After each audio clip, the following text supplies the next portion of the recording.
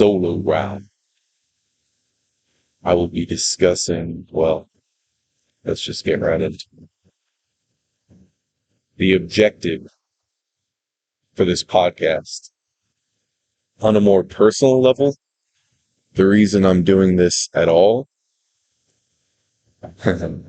one of my idols, to be fair, is Wim Hof. And when he was around my age, he spent several years in this apartment complex where he was squatting. He was squatting there with what, like 100 people, if I remember correctly. And all they had to pay was electricity and water, and the owners kind of just let them stay there. They were staying there out of protest, da da da da, blah blah blah. But what I really liked about this was that, excuse me, one moment. What I really liked about this was the freedom he had during that time. He described it as if you wanted to be as loud as you wanted, making music at any time, you were free to do that. No one was going to bother you. If you wanted to be naked in the morning doing yoga on the lawn, everyone that was squatting there didn't care. There was a great degree of freedom. And the way he described it, the thing that really fucking sticks with me is that he said this environment allowed his brain to develop naturally. He got to know himself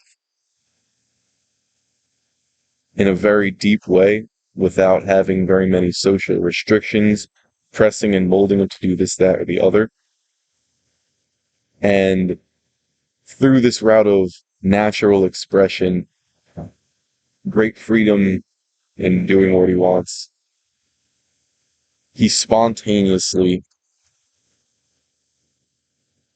was called towards the cold. And the cold is what he's known for. He's known as the Iceman, breaking many, many cold world records and finding many applications for cold exposure to improving quality of life, psychologically and physiologically. He also described this freedom in the way he thinks that was formed specifically in those years. So anywho, to circle back to my point, the number one reason I'm doing this whole trip and series of podcasts, primarily, I want to be within that realm of freedom, this ability to really let myself stretch out and explore myself, what I like, what I hate, sharpen my intuition, my self-understanding, improve my ability to think freely without thinking in ways I was raised to think, taught to think, told was right and wrong to think, form more of my own understanding of this. I'm not saying this is for everyone, but this is something that really resonates with me. And the podcast seemed like a great avenue to explore this way of being, see how useful it is. But that's on more of a personal level. One of the other main reasons I'm doing this, the secondary, is that I've never been much into politics, caring much about the state of America. Most of my life, when I was growing up, politics wasn't something anybody really gave much of a shit about. It was this very peripheral part of life. But more recently, when Trump was elected, as I've covered in previous podcasts, I saw it as an exciting opportunity as a young man for turmoil to bubble up in my country. And not proud of it, but that is something that I want to have happen, some sort of chaos. But as I've matured a little bit from then, I've recognized that this is actually not some fun opportunity to go run and gun and have wild, wacky, chaotic adventures. No, this is, I've never seen such animosity between opposing political parties. And I don't just mean in the realm of news or people I listen to on the internet, right? That in between of the subject being described, meaning when they talk about politics or people being angry, this, that, the other, it's very often someone analyzing it and then telling me what they've seen through analyzing. Maybe that's analyzing the study, not even the person. But the reason for my specifying that is that in my own personal life, firsthand, I've noticed that family members in public, a new level of emotional relationship to politics, this rage, this hatred of one another. Now, I'm not seeing it with everybody, but I'm seeing it more than I ever saw it before, and at a higher level of intensity than I've ever seen it before. And that's alarming. I've heard conversations, this is more in the internet realm, conversations of civil war being a practical possibility over the next few years. And have it talked about so casually is something very alarming. It reminds me of my dad talking about living through the Cuban Missile Crisis and how everything was, the day of the peak of the Cuban Missile Crisis, everything was just normal. Everyone was going about their daily routines as if the world wasn't about to be set on fire. And I'm wondering if we're in a similar situation right now. I've also heard conversations about America being an empire fallen right now. And yet I look around as I live my life and everyone's just kind of doing their thing. No one's running around screaming. And everything seems kind of all right in the America that I've seen firsthand. And yes, I've seen during the heights of COVID, ridiculous amounts of tents in Philadelphia and things along those lines, but still nothing that would be nation shattering. And something that really instilled fear in me about what it really means to have a society collapse, to be in a failed state. There's a book I recommend to everybody, and I've heard it said from others who I strongly agree with after reading it, that this should be mandatory reading in school. It's called The Gulag Archipelago. It is a very detailed collection of first-hand accounts and other things, but largely that. First-hand accounts of people living in the Soviet Union and their exposure to the corruption of the Soviet Union. People being imprisoned for decade plus, being tortured, killed for quite literally no, well, I was going to say no reason, but there was a reason. But it wasn't the crime that they were said to have committed. And that's a whole different tangent I won't get into right now. But the point being, there was a time in the Soviet Union, I believe it was in East Berlin, shit, I can't remember if it was West or East Berlin. The side that was Soviet, I'm sure, where one out of every four people, yeah, okay, recording a podcast. Yeah, I'm traveling around and I like to interview people, but today's a solo round. Yeah. It's called Spirit of a Nation. Yeah, I just like to talk to people about maybe some hot topics of the day, things about their life, their values, and whatever fun things pop up in the middle of the conversation. Yeah. Well, oh, I also do that. Yeah, I'm traveling around the country, talking to people all different walks of life, but I'm good. Yeah, it's perfect. Have a good one.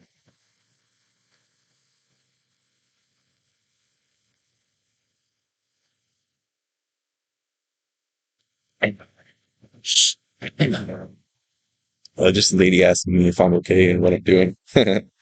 um, Anywho, moving on. What the fuck was it? Gulag Archipelago. Yeah, that book really put in a level of fear about politics going awry and the state of a nation going awry that I never had before. That I think school failed in a sense. That it should have put that fear in me. And I don't know how much of that to put on the school system or to put on myself for not caring about school, but I mean, isn't that partly a huge, well, not even partly, isn't that a huge part of the responsibility of the school system to teach their students to care about the state of their country and to get some sort of understanding, even if it's just a simulated understanding, right? Talking about imagining it, the simulated understanding of what it's like to be in a failed state. Really read the hard books, the books that hurt you to read, in a sense, like the books that you kind of have to put down from time to time because it stabs you in the gut so intensely, but it's so real, it's so raw, and it's a possibility for America. And I've been so confused as to why there is this level of hatred of fuck you between Biden and Trump supporters, the stereotypical left and right. And I don't have a clear cut answer. It's not obvious to me why civil war would be a realistic next step in these disagreements. I mean, they seem, from what I've seen so far, to be things that could be resolved through open, honest, respectful communication, which is certainly lacking at the moment. Why is it lacking? Well, that's a huge part of why I'm traveling around.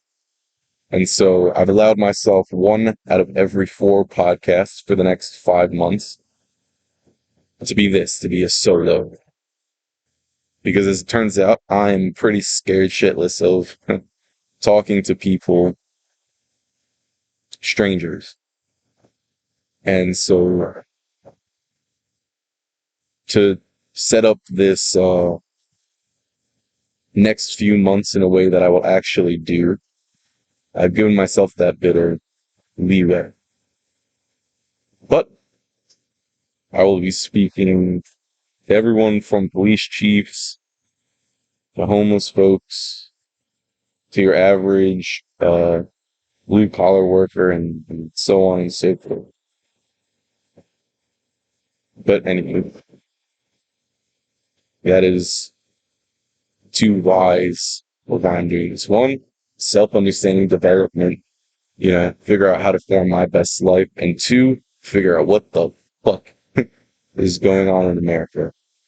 Because I like to imagine it as I'm living with someone. Me and my family are living with someone, and I know this person, who I would call America, this person, America, well, there's some huge problems.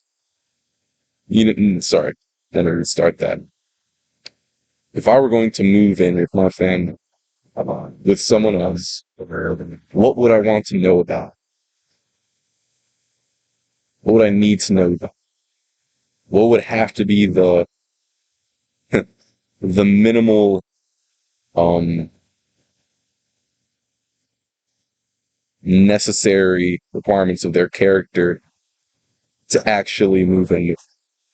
And so with that mindset, I go around, and that is where I'll be speaking to people, trying to find out what, like, the culmination of all these people I speak with, if I were to see that as the person I'm moving in with.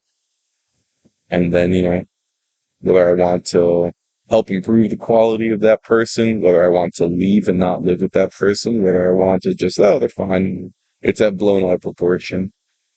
So, yeah, investigation into that. Um,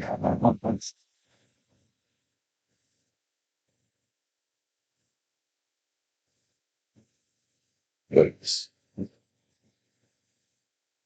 So, moving on. The people I've spoken with so far, I haven't recorded these conversations, but I've talked to a good chunk of people while I've been here.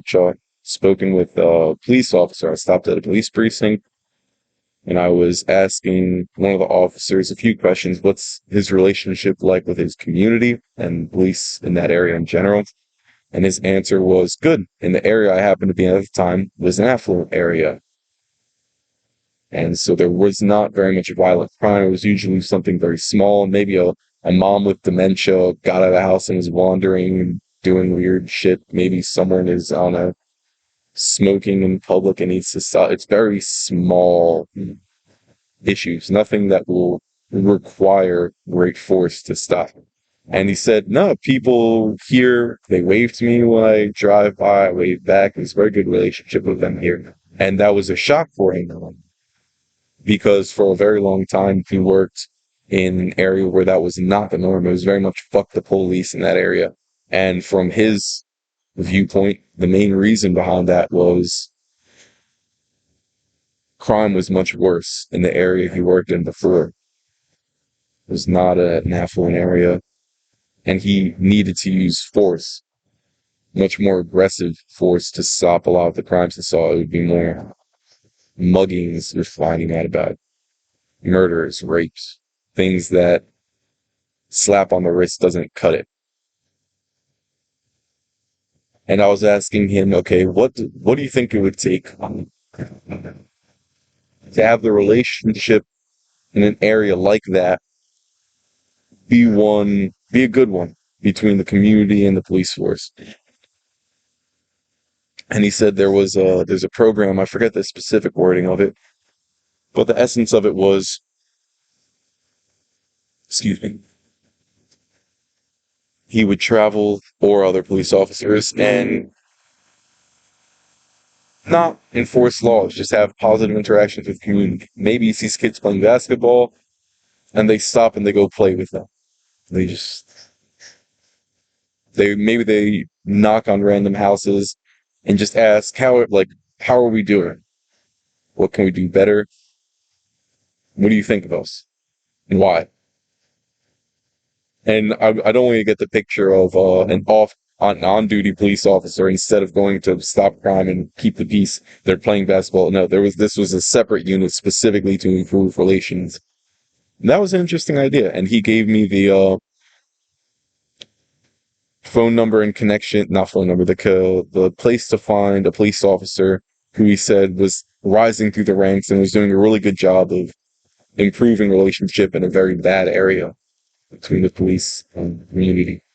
And so maybe I'll be having that woman on later. I got her phone number and we'll see how that goes. But what was very interesting and what I really like to hear is that this man I was speaking to was a Republican, but he saw in this woman, Lakeisha Burton, that she is a great leader, even though she's a Democrat. So that gave me some hope that maybe political tension isn't so bad, but a lot more to see. Oh my God. That moves me to the next funny story.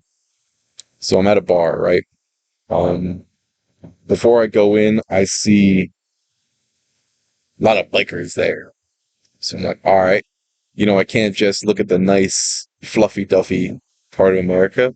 Let's go see what this bar is like. So I go in, and it's not all bikers. There's a good mix of just your everyday citizen there. And so I'm just there hanging out, and I see on one of the bikers' jackets the Confederate flag and this like sort of cross with the American flag.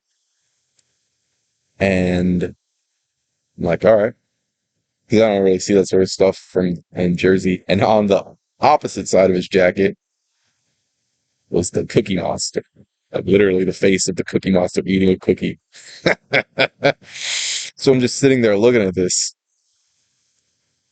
This is like such a perfect juxtaposition of what you would think is this rough biker gang guy, Confederate flag on his jacket. He's gonna be real rude and spit on you, and then fucking the other side is the Cookie Monster. Like, huh, that's interesting. And these guys, they didn't treat me with any sort of disrespect. if I walk by, excuse me, sir, and moving by, but they move. I sat right next to one of the older fellas that looked like he was part of the biker gang. Just watched TV.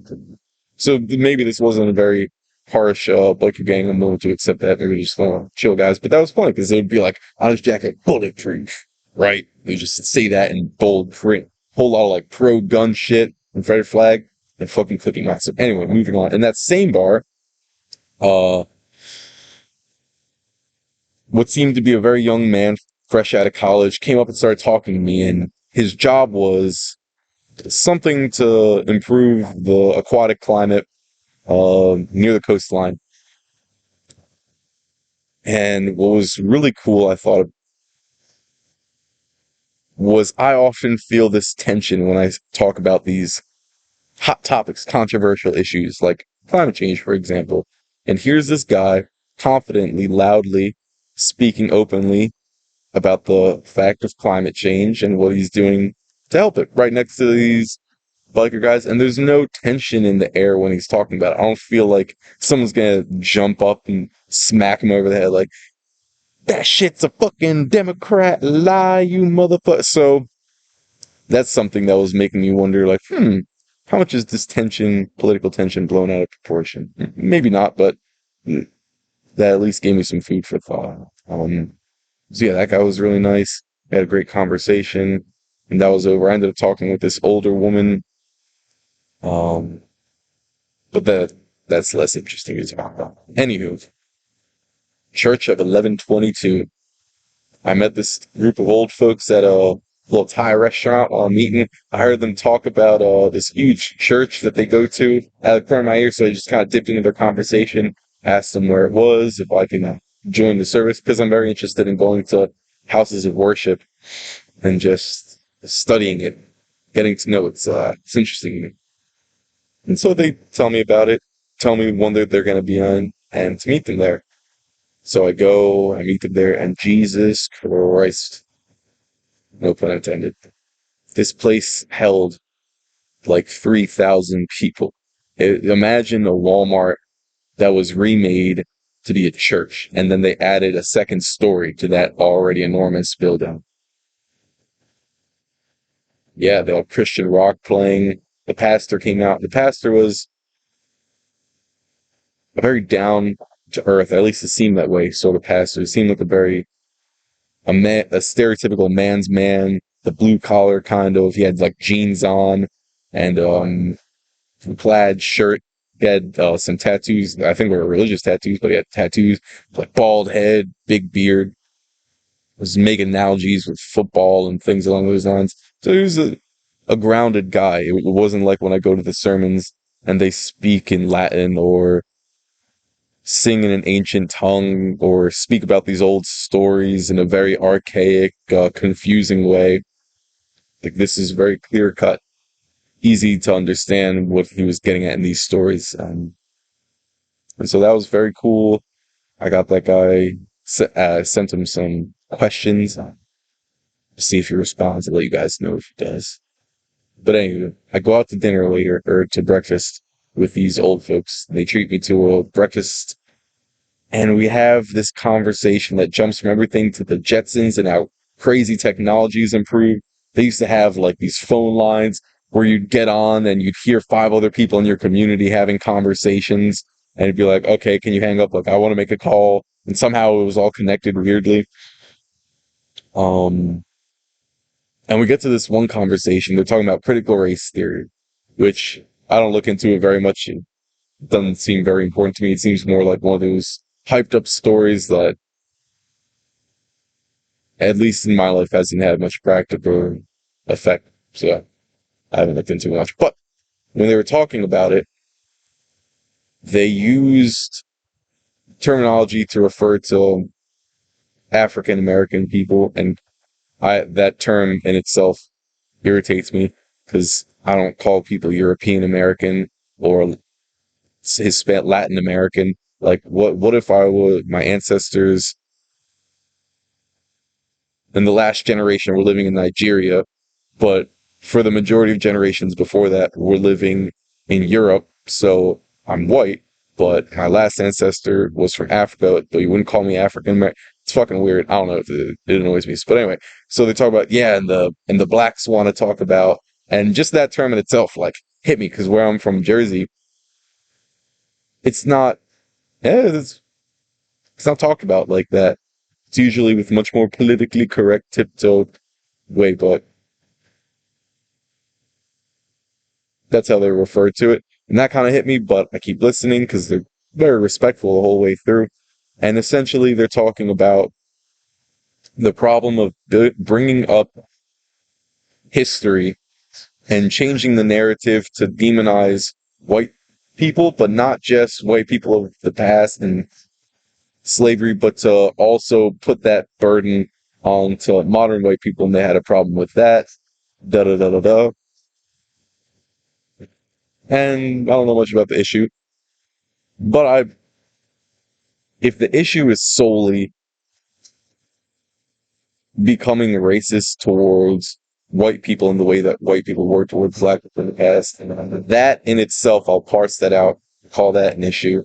But simply changing the discussion of history to really have it sink into the students exactly how vicious it was for black people in the past, I don't have a problem with that. But anywho, so we have this heated discussion about that. And then I felt this strange tension in the air because it's just breakfast on a Sunday and in a public area. And I feel nervous about speaking my honest opinion out loud, almost like someone's going to hear and I don't know, attack me and punch me in the face. Like, you can't speak of this. And that in itself, this censorship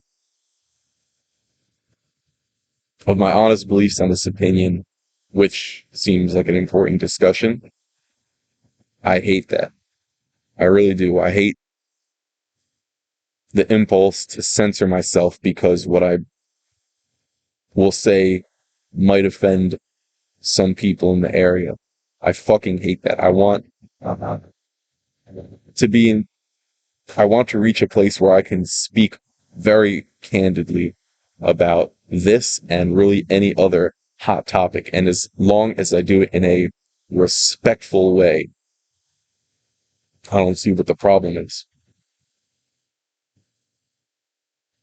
And that segues interestingly into, oh, and by the way, just to give these nice folks their due, when they're talking about the church, they describe it as being, I don't want you to have the idea that they were racist, and that's a whole other conversation about why that might even be bad or why it's not bad. That would get involved with Daryl Davis.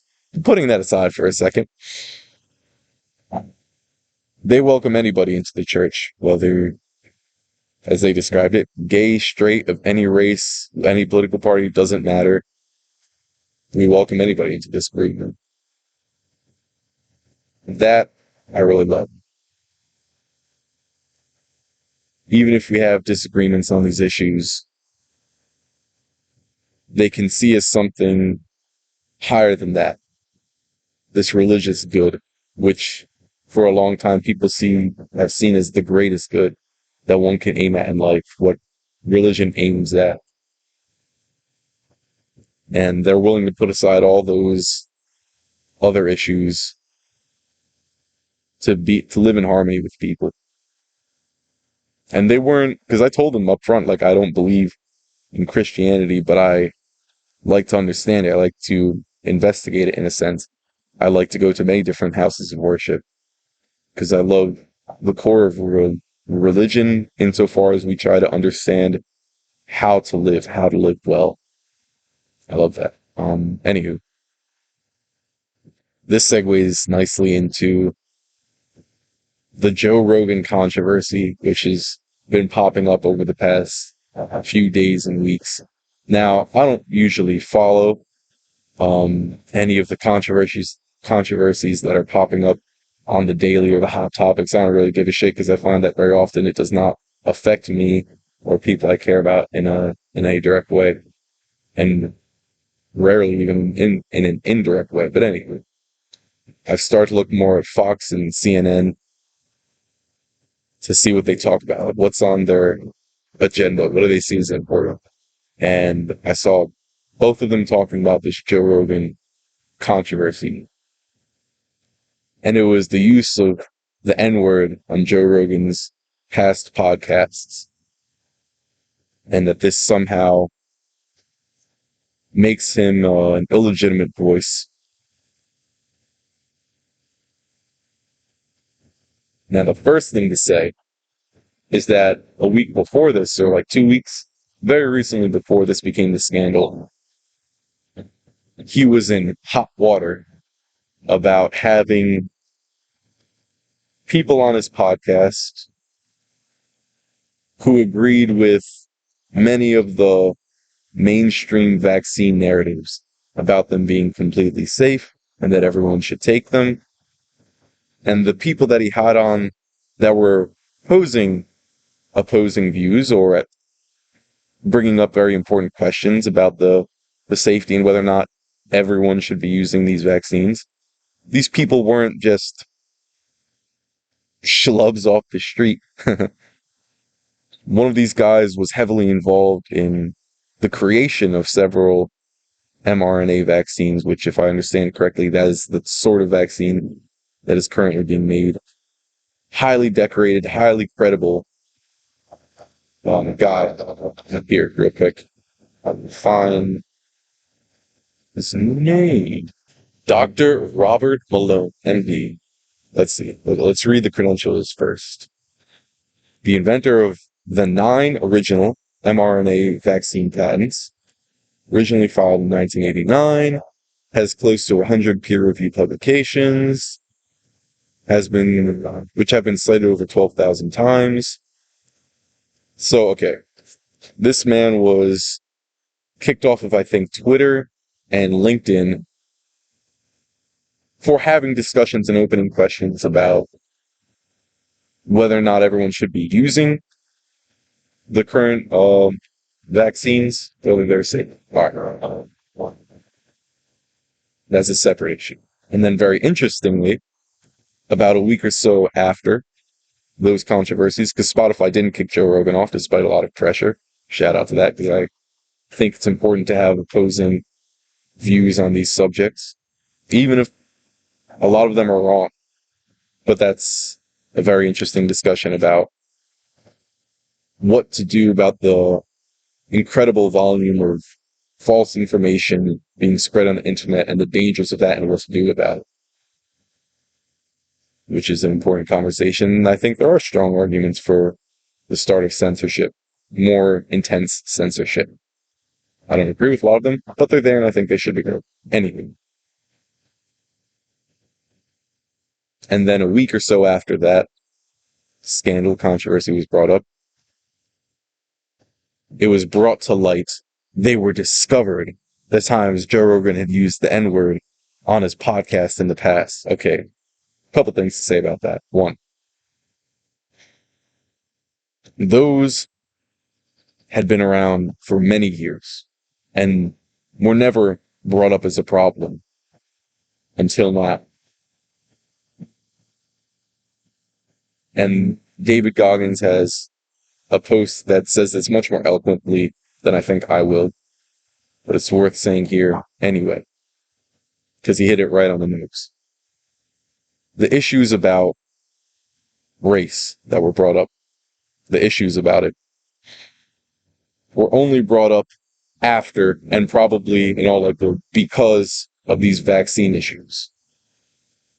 In other words, that they aren't, that's not the issue. No one really cares that he said the N-word. By the way, he wasn't insulting people on his podcast. He wasn't looking at a black man in his podcast and calling him the N-word. He was using it, whether he was talking about a past context or speaking about the way people do use that word, which I don't get why that's a problem. And I know I'm missing something, but I don't get it. Like, why can Leonardo DiCaprio say it ad nauseum in Django in the movie, and he's fine for doing that because it's a movie historical representation. But if I'm referring to history right now and I say the N-word, somehow that's a problem. Also, To be very clear, the N-word, not the gur, the God. When I was growing up, like 99% of the time I heard it, it was never an insult.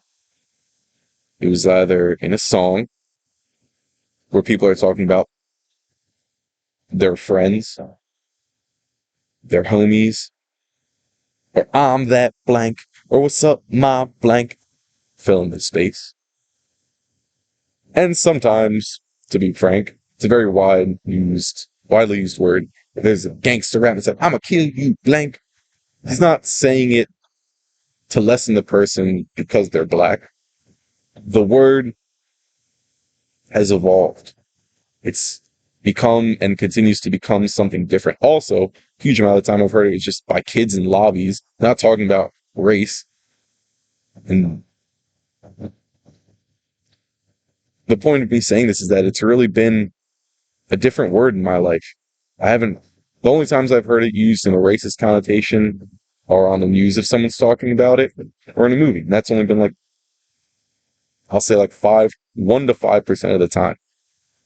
And so it is puzzling for me from this perspective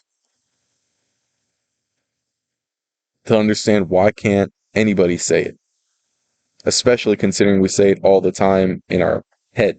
If you're humming a song, considering a huge fucking chunk of songs has that word used a lot. And if I was singing karaoke to a badass JID song, I don't want to be what? Beep. Beep. Beep. Like, I'm not gonna, no. There seems to be something nonsensical about that. And I recognize that it is so emotionally charged because I'm guessing it has been used to stab, to wound, to create this lie about a whole group of people that maybe it doesn't even need to have a strong logical this follow these steps and you'll understand this argument and why no one else can say it but people of this race.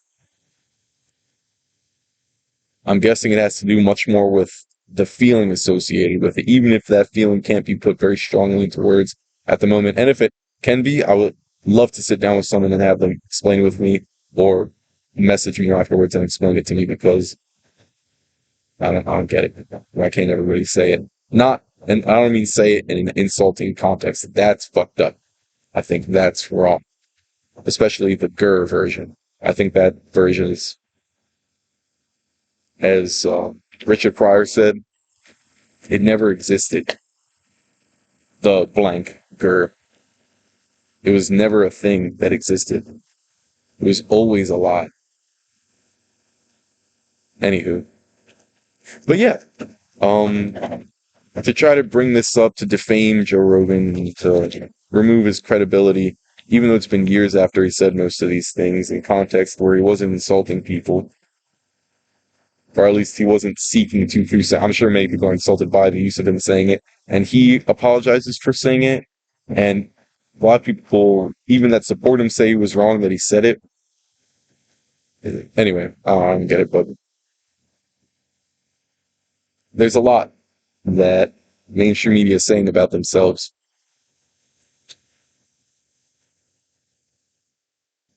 When they're throwing everything at the wall just to see what sticks, trying to tear him down.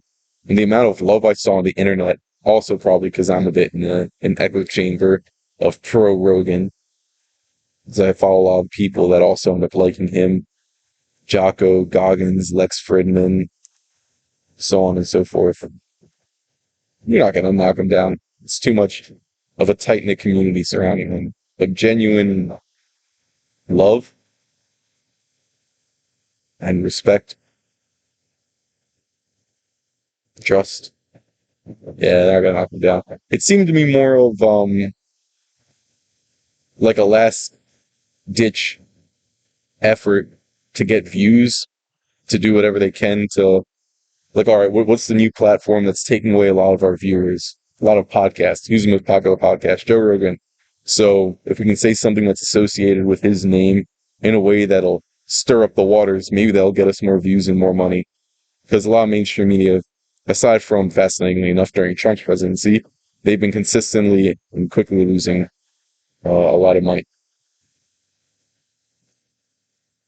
Which really, anyway, I will move on to another subject. So on a more personal level about this trip, a couple of things. One, so far, I haven't been here very long, but so far Florida doesn't really seem much different from Jersey. Um, there's been a lot of good to this level of freedom, being able to do with my time what I like largely. But I'll also tell you the downsides. First off, with probably obviously loneliness. I have a really tight community back home, and I miss them. Boredom, being in a car and having comfort be such a strong part of my life for so much of my life. Sitting down can be very addictive. Just sitting in a car, like, what do I do? Build up the force to break out of this sitting and go move or do something. Well, what's worth doing? So, boredom, having a hard time finding something worthwhile to do. But I must say, let if I were to break it down in percentages, maybe like 70% of the time, like 60 to 70% of the time on this trip so far has been positive emotion. Whether I'm singing, rapping, exercising, speaking with new people, watching fun videos on my phone, etc. Good shit. Then the rest of the time, I'm feeling great fear at talking to new people, maybe beating myself up about not overcoming that fear. Lonely, bored. Yeah. So it's not all roses and sunshine, despite what a lot of my posts might make it seem. Despite how a lot of my posts might make it seem. This isn't for everybody, I think. This packing up your shit and just hitting the road traveling. A lot of it still comes down to, because there was a theme in my life before, and I've heard this from many other people, where if you just travel, if you just get on the road, or if I just move here, if I just move there, my life will just jump up in quality several orders of magnitude. But a lot of that just has to be done on. It's still you moving from place to place. And there are certainly times in which it is true that it's simply the environment that needs to shift, and that would change a lot. But what I'm finding a lot is these are internal things I need to change. Finding out exactly how important discomfort is in my life. Finding out how many times it's really, really worthwhile to break through that. I'm sitting in my car, the gym's right there. And me, I enjoy moving my body more than most people. I recognize that for me, it's much more of a fun thing once I actually get going. But still, that resistance of like, I'm sitting, move. But I don't wanna. I wanna sit here, watch videos, maybe take a nap, eat food.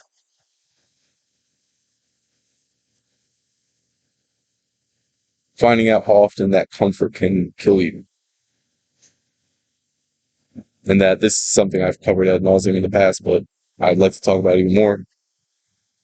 The hypo-natural sort of environment a lot of us live in that emphasizes comfort to a degree that we have, for most of our evolutionary past, not been exposed to.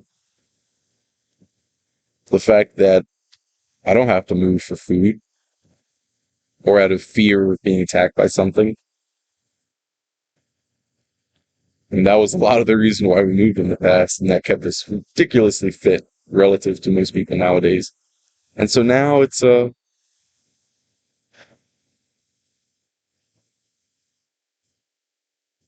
teach myself in a way where I'm not absolutely, wait, hold on, let's say it's more clearly.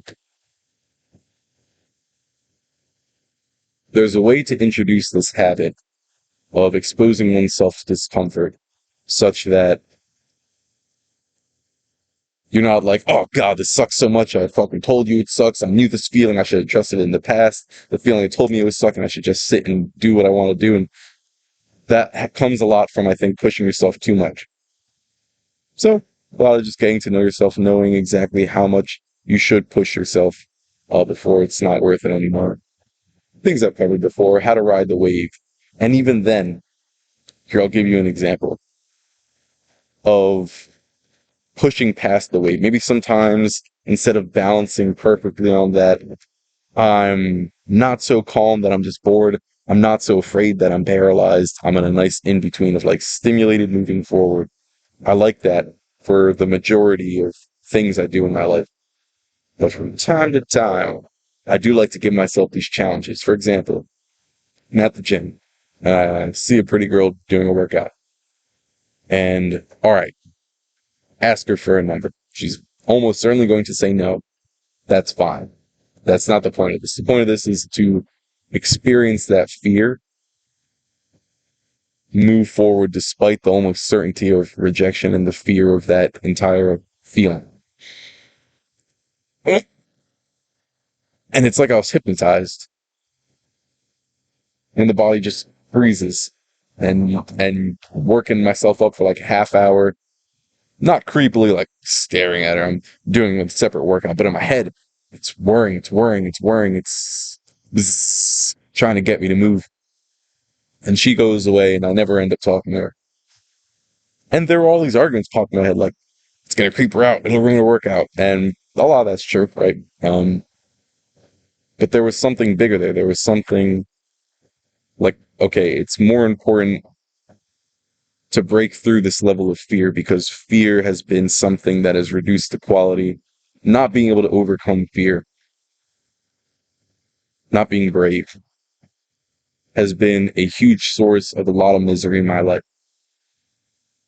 Definitely in a romantic sense. People who I did not share my feelings with, and I regret it. Opportunities I didn't take. It's funny, now I'm thinking about a lot of just romantically related examples, like being on the dance floor, wanting to go dance with someone, and recognizing that bravery is like a muscle. You can train this muscle. It can get stronger because I've seen it in myself as I expose myself more and more to things that are fearful, that I'm afraid to do, that it becomes easier.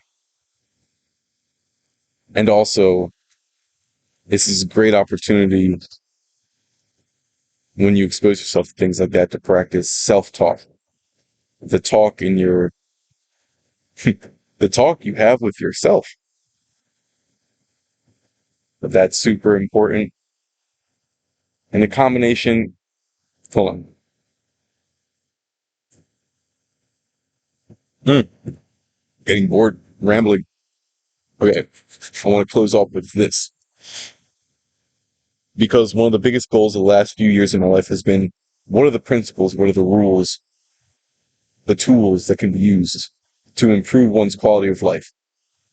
And often in a meta sense, in a sense that can apply to anyone and that will apply to pretty much any, if not all situations you're ever in your life. Like, do skills like that exist?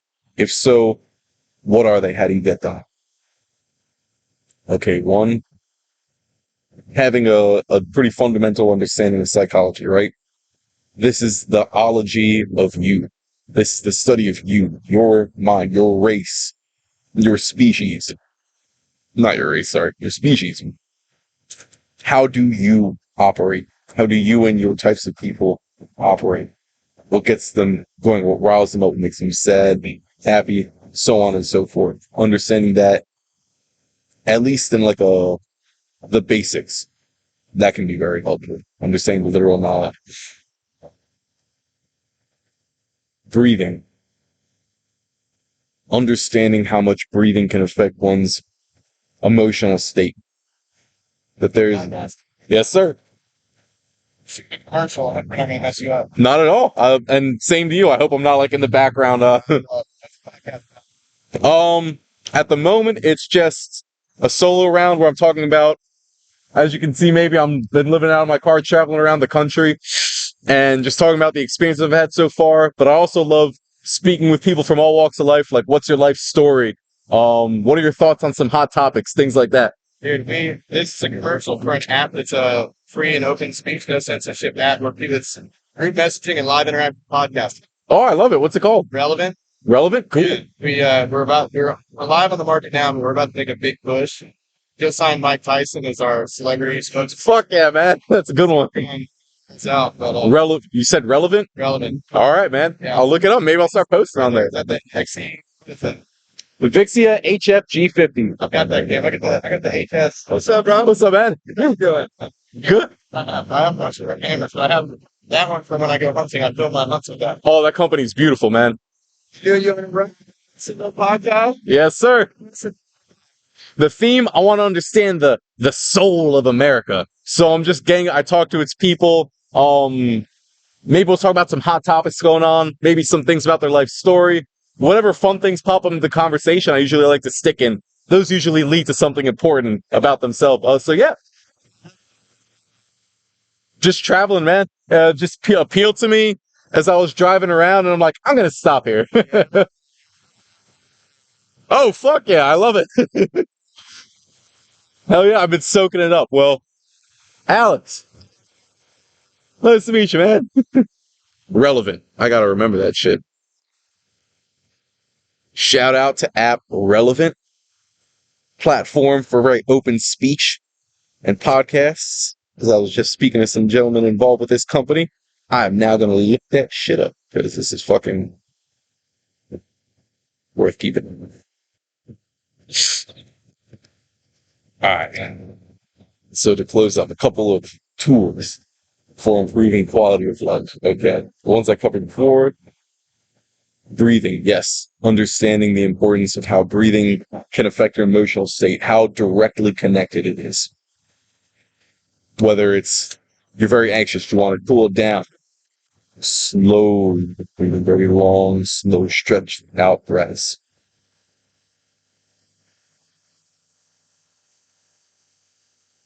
The pastor I was talking about earlier, when I went up to speak with him, that was my first example of having, what is it called? When you see a famous person and you like freeze up. Yes, I had that. I was forgetting very simple words, sounded like a schmuck to him. And I recognized that, you know what? If I applied these breathing, almost certainly my conversation quality would have gone up several notches. So understanding different techniques of breathing. On top of that, there is a Harvard study about power postures. And this study talks about if you stand in that stereotypical feet wide, hands on the hips, Superman-like pose for like 2 minutes, they watch your testosterone level and several other of the chemicals in your body. And it had a direct impact on, we'll call it confidence right now. Gave you the power of confidence. You're more likely to take those risks, not doubt yourself, be decisive in your actions. And that this applies to much more than the literal positioning of your body. It applies to your facial features, whether you're kind of sad, pouty, whether you're stern, angry, whether you're happy, jolly, the tone of your voice, the speed at which you're talking, and the volume at which you're talking. These have impacts on your emotional state. And your emotional state very often has an impact on the quality of your performance in most tasks. Many tasks. I don't know if it'll be most tasks. This is something more to study. I don't know how much it helps with the math equation to be in a very confident, positive state of mind. I don't know. But in a conversation with someone, in, let's say, a dance, in many things of that nature, if you're trying to sell something, if you're competing in really anything, to be